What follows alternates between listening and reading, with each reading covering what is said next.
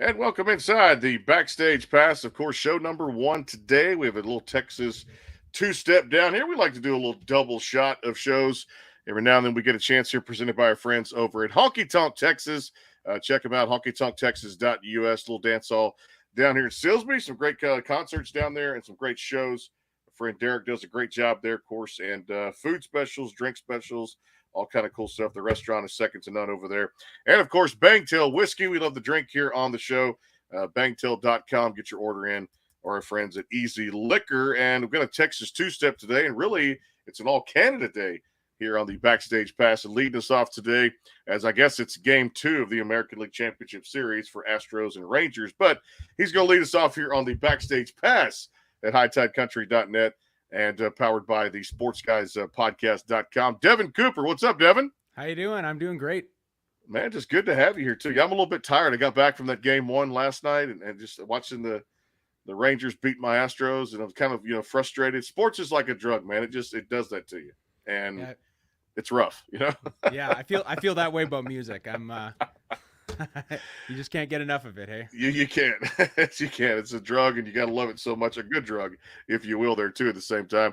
Hey, let's talk about you before I get into this great single. I love it because it's a fantastic song, and definitely I want to learn about you and kind of your start in music and kind of when, growing up and everybody says, we got this dream and want to move to Nashville or, like I said, kind of, record in Canada. When did it kind of start for you that, music was going to be the career? I think it was kind of day one for me. When I was 5 years old, I started begging my parents for a guitar, and they were like, "You're 5. In 2 weeks, you're gonna want to do something different." Mm-hmm. And so I kept begging and begging and begging, and finally they said, "Well, save up your money from report cards and allowance and all that, and once you have enough money, you can buy your own guitar." And I've bought a few of them since then, as you can see. And so I saved up till I was 7. I had enough money to finally buy a guitar, and then I came out Christmas morning, and there was a brand new shiny black electric guitar sitting there. Mm-hmm.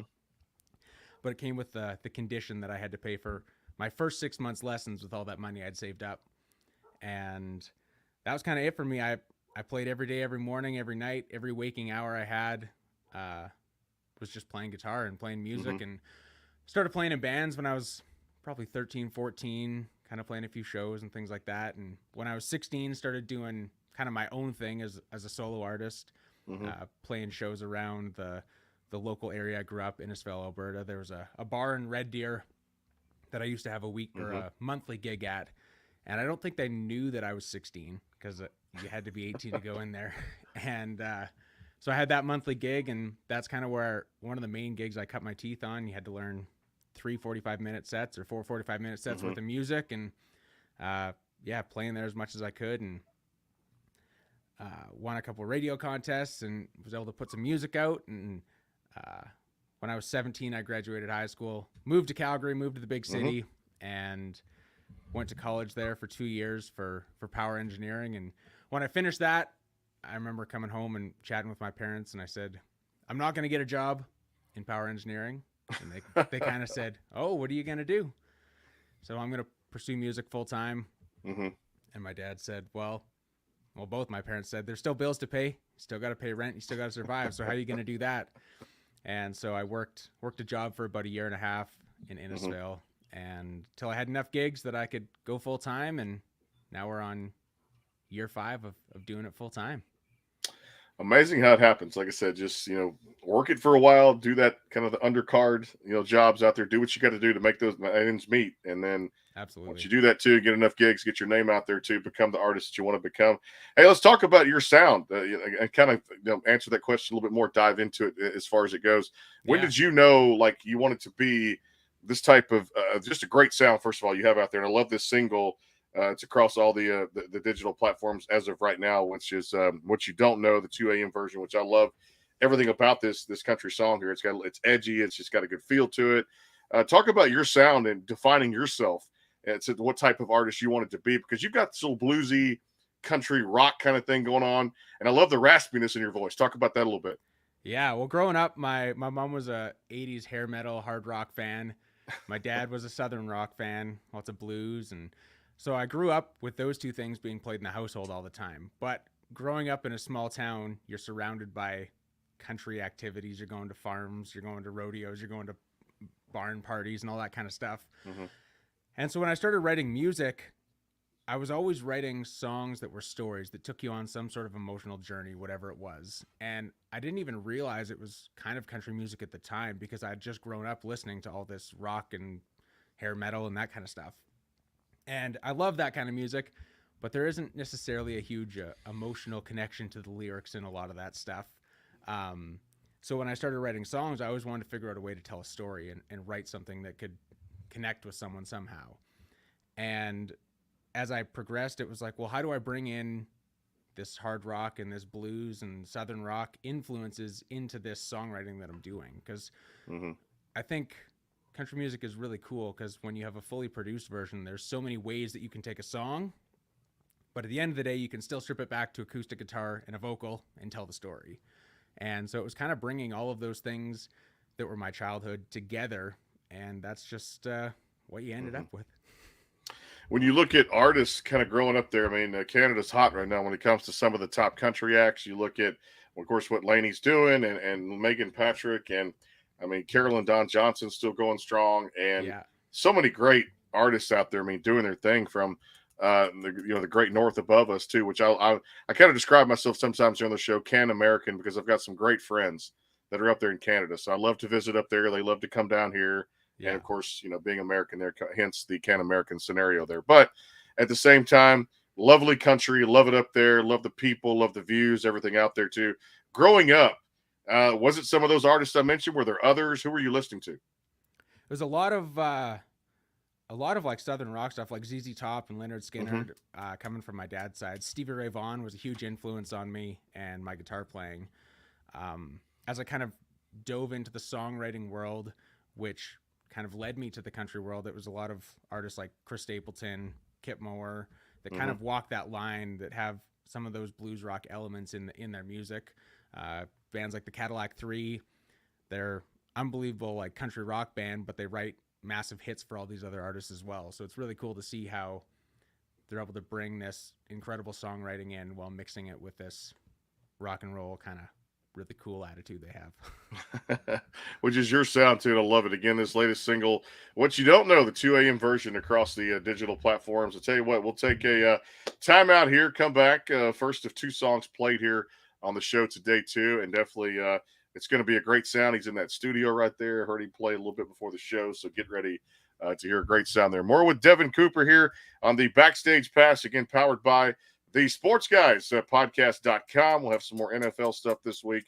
And, of course, high school broadcasts. And you can check us out at hightidecountry.net. And speaking of that single, What You Don't Know, it's across all the digital platforms out there. More with Devin Cooper here on the show. Coming right back, a word from our friends at Bangtail Whiskey. More to come. Stay tuned. The Bangtail pour is comprised of a sweet corn mash base. The front has a subtle sweetness and not too sharp. It has notes of a medium char or white oak for a smoky flavor in the middle, and the tail has a super smooth and warm finish. Go behind the scenes with some of the biggest artists in music today with the Backstage Pass, powered by the SportsGuysPodcast.com. Join Brandon Morrill and his co-host Kirsty Krause as they talk to rising stars and legends about their music careers. Listen to their latest tracks and learn fun facts about the men and women behind the music you love. And be sure to tune into the Backstage Pass Monday through Friday from 3:30 to 6:30, powered by the SportsGuysPodcast.com. And welcome into the Backstage Pass. And back here on the show, Devin Cooper joining us here. It is the Backstage Pass. Of course, tomorrow, special treat, Josh Turner coming here on the Backstage Pass. We'll talk about his greatest hits album. And, of course, tomorrow we'll catch up with our good buddy and hit songwriter in Nashville, John Morgan. He's been busy out there, too. And definitely John's got a new EP out. We'll talk to him more about that. Devin, it's all yours. The new single, What You Don't Know, 2 a.m. version across all the digital platforms. Is that up first? I'm just guessing that's the one, right? Yeah, we'll play it first. We're chatting about it. We'll play it first. Here we go. It's all yours, brother. Thank you very much.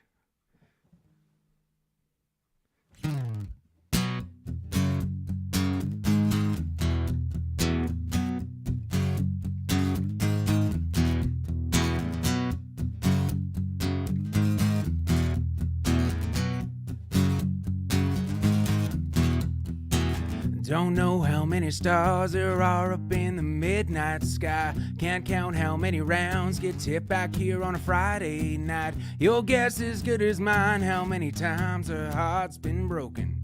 There's some things that I'm fine not knowing, like how many waves crash every day in every single shade of blue, or all the prayers the man upstairs has ever listened to.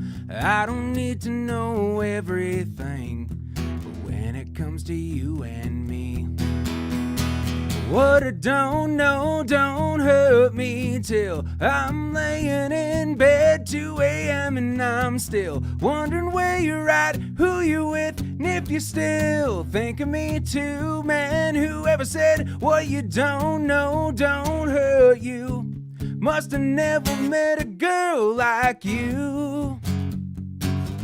A girl like you.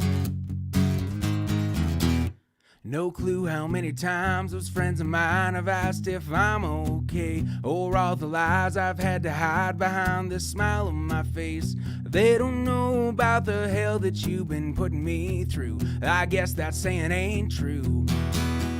Cause what I don't know don't hurt me till I'm laying in bed 2 a.m. and I'm still wondering where you're at, who you're with, and if you still think of me too. Man, whoever said what you don't know don't hurt you must have never met a girl like you. A girl like you.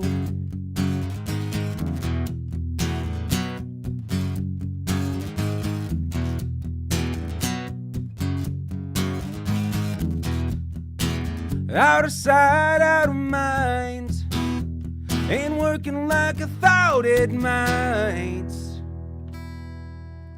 Cause what I don't know don't hurt me till I'm laying in bed 2 a.m. and I'm still wondering where you're at, who you're with, and if you ever think of me too. Man, whoever said what you don't know don't hurt you. No, it don't hurt you till you lose a girl like you. A girl like you.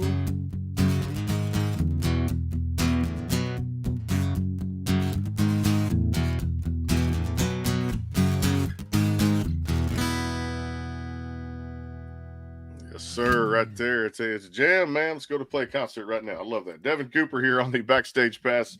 What you don't know, the 2A version across all the digital platforms, back here on the Backstage Pass, powered by the Sports Guys podcast.com, and of course out there at hightidecountry.net on the internet side too. And maybe another announcement coming up here in just a few weeks too, as we got maybe a big announcement to make. We'll talk about that in a few weeks. Can't reveal the details like an artist releasing a new single. You just never know when announcements coming up here on the show. So how did this one come about? I know this came out, I believe, September 11th, back there on 9/11 too as well. And this one just has, as I kind of mentioned, that good vibe, that good feel, makes you want to get up and dance, edgy, kind of that little rock in it too as well, when you kind of get a chance to kind of elevate your voice and come back down. And the guitar riffs, a cool song, man. How did this come about? Yeah, thank you very much. I wrote it with a couple good friends of mine, Andrew Peebles and Ali. Both Canadians, but they're both living down in Nashville. And I was down there, I believe we wrote this one in May, so actually pretty recently. And we were just talking about, there's that classic saying, like, what you don't know don't hurt you. And we all know that too well. And there's so many things in the world that really don't matter to you and don't phase you on a day-to-day basis. But when you end a relationship with someone and all of a sudden the one thing you always knew about them, you knew where they were at, you knew what they were doing, all of a sudden you don't know anything about them, and it keeps you awake at night, keeps you lying there, running through your mind. And I think it's one of those feelings that everybody's had at some point. And it's cool because we did two versions of the song. We did the fully produced one that's kind of like a big rockin' anthem, upbeat tune, and then we did the stripped down piano version. And I feel like the fully produced rock version is like a weekend fling. Like your weekend fling is over, you don't know what they're doing, but it almost kind of doesn't matter. And then we have this stripped down piano version that is like this longing heartbreak that's like a 5-year relationship that all of a sudden it's ended, and it's kind of cool because it gives two different meanings to the song depending on what kind of mood you're in and when you're wanting to listen to it. No doubt, too. Both versions fantastic. Hey, let's go back to the album. I believe it came out March of last year. Got a chance to check out a little thing called Good Things. It was out there across all the platforms. Country Cliche. I got to get the backstory of this one. I really enjoyed listening to the whole record, especially that song.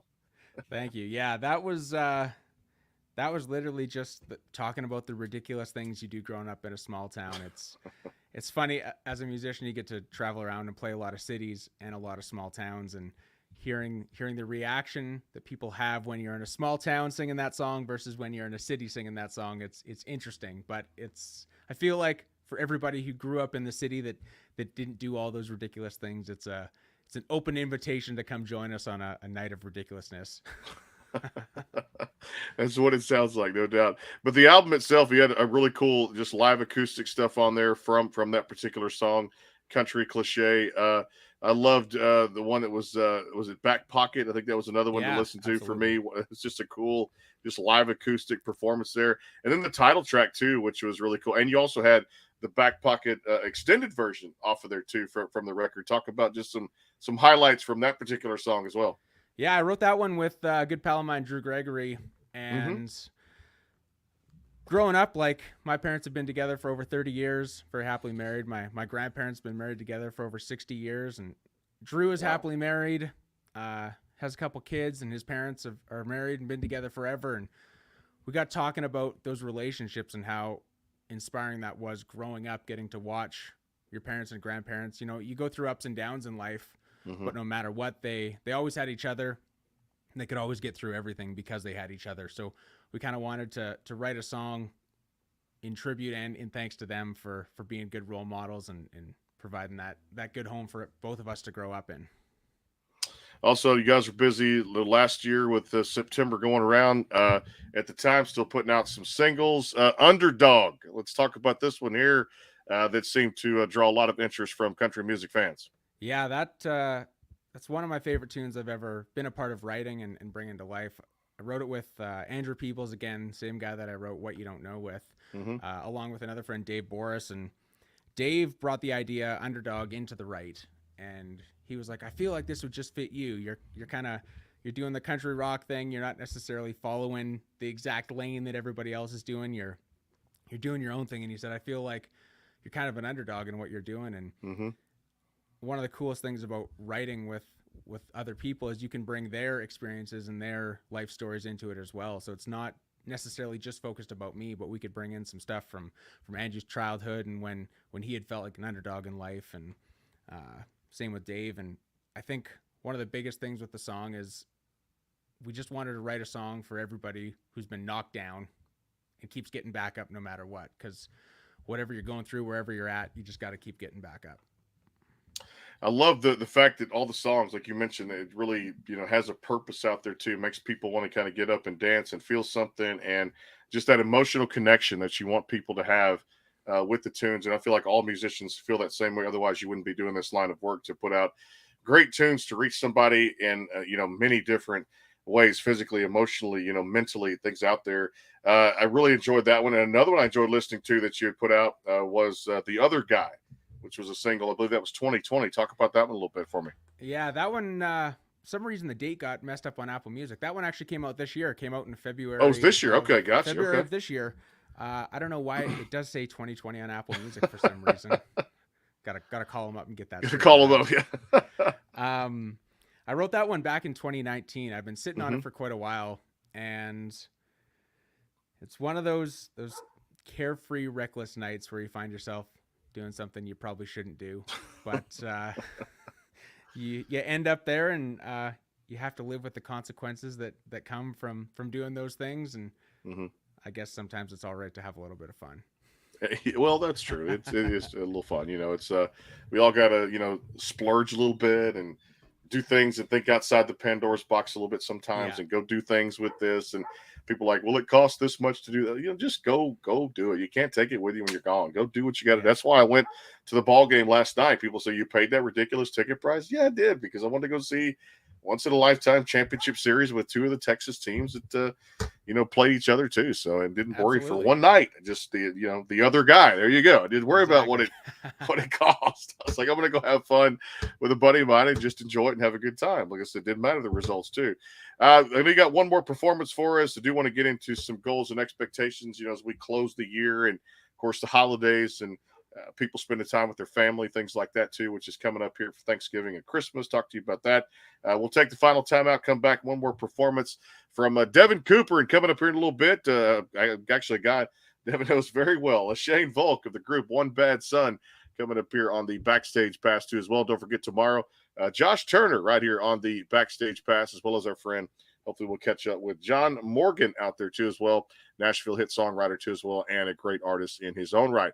Word from our friends at Bangtail Whiskey coming right back. HighTideCountry.net and out there, powered by the SportsGuysPodcast.com. Coming right back. Stay tuned. The Bangtail pour is comprised of a sweet corn mash base. The front has a subtle sweetness and not too sharp. It has notes of a medium char or white oak for a smoky flavor in the middle, and the tail has a super smooth and warm finish. Go behind the scenes with some of the biggest artists in music today with the Backstage Pass, powered by the SportsGuysPodcast.com. Join Brandon Morrill and his co-host Kirsty Krause as they talk to rising stars and legends about their music careers. Listen to their latest tracks and learn fun facts about the men and women behind the music you love. And be sure to tune into the Backstage Pass Monday through Friday from 3:30 to 6:30, powered by the SportsGuysPodcast.com. And welcome into the Backstage Pass. And back here with Devin Cooper on the Backstage Pass. Of course, coming up tomorrow, our good friend Josh Turner right here on the show. Talk about his greatest hits album and then some. And John Morgan tomorrow. And this week, of course, another group called Gold Pine will join us here on the Backstage Pass. Fantastic duo there on the show here. Back with Devin Cooper here. I got to ask you about this. As we close the year, Devin, a lot of people are going to be spending some time, holidays and things like that. Talk about some plans, any more releases before the end of the year, music-wise, and what you're looking forward to with Thanksgiving and Christmas around the corner. Yeah, absolutely. We no more releases this year. We've got a bunch of stuff in the can that we've recorded that we're getting ready to put out next year. So lots of planning, lots of getting through stuff this year, and still quite a few shows to come up. They're all going to be posted on my website. So for those who are watching that are in the Alberta, Canada area, you can check that out. And ton of shows, lots of time with family, doing a little family vacation, a couple of them. Get to spend some time with the family and catch everyone up, and it'll be good. Just be a good end of the year, working on lots of stuff behind the scenes and getting ready for a fun next year. I like that. 2024 is going to be good. Hopefully everybody there too at the same time. Well, I tell you what, I know I love a lot of the music out there too. For the second one here, I'd like to make a suggestion if I could. Absolutely. And performance-wise, can we do Underdog? Absolutely, we can. All right. Let me. One of mine. I was like, we'll play that one too, So. Let me get my guitar tuned down here for it, and we'll hit it up and get Underdog going for you. All right. It's all yours, my friend. Take it away.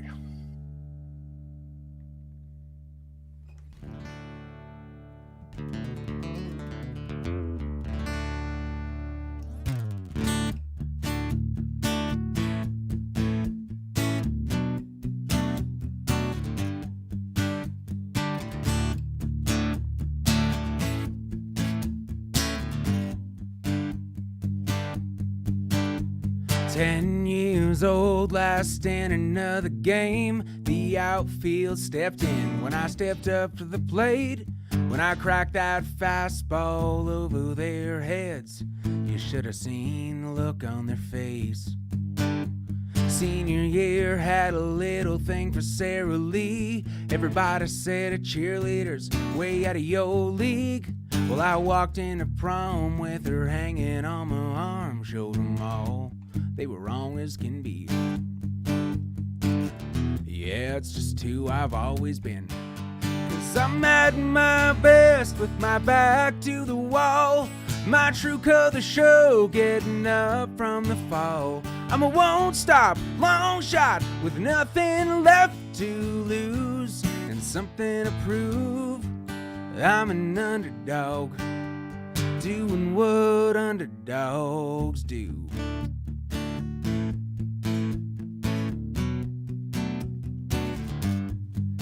Like David with a sling when he knocked Goliath down, Rocky in the ring when he took Apollo's crown. When the odds are all stacked, I'm your Cinderella man. No, you can't ever count me out. Yeah, 'cause I'm at my best with my back to the wall. My true color show, getting up from the fall. I'm a won't stop, long shot with nothing left to lose and something to prove. I'm an underdog, doing what underdogs do.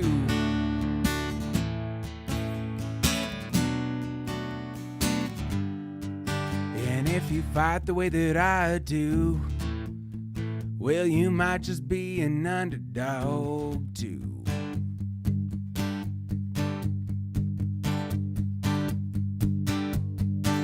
Cause I'm at my best with my back to the wall. My true color show, getting up from the fall. I'm a won't stop, long shot with nothing left to lose and something to prove. I'm an underdog. This one's for the underdogs, doing what underdogs do.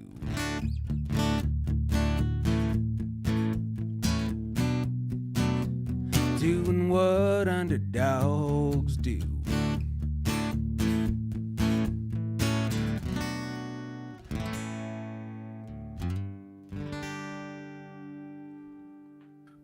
And back here with Devin Cooper on the Backstage Pass. Love that one. Underdog here.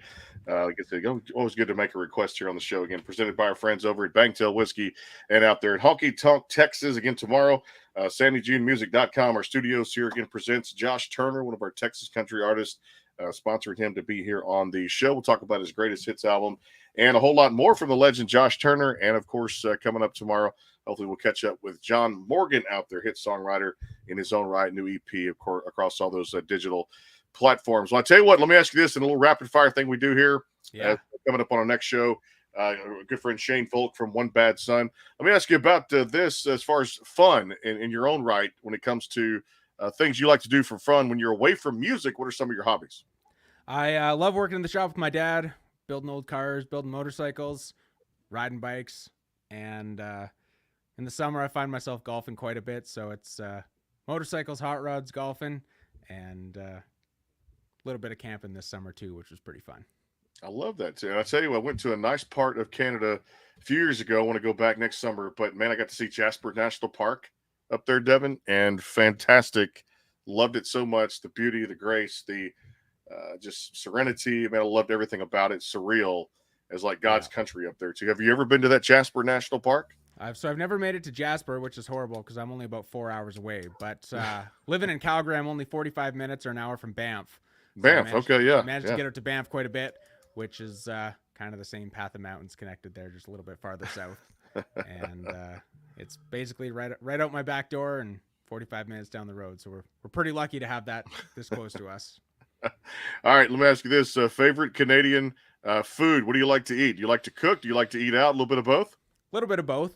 Find myself eating out quite a bit when we're on the road. And I've only been home, I think, 7 of the last 40 days. So it's been lots of eating out. But for Canadian food, oh man, I mean, you can't go wrong with a poutine. Correct, yes. I figure that's the answer you were probably looking for there. Yeah, one of them too. Like I said, there were a lot of different things I tried up there. I'll say this, Alberta beef was friggin' amazing. One of my buddies had kept a lot in his freezer there and eating a lot of different, I mean, bison was good up there when I went to Montana a few years ago too, and up there Yellowstone National Park, bison burgers. I got a chance to eat out and enjoy those. But Alberta beef, man, it's the good stuff, right? It is. Yeah, I know.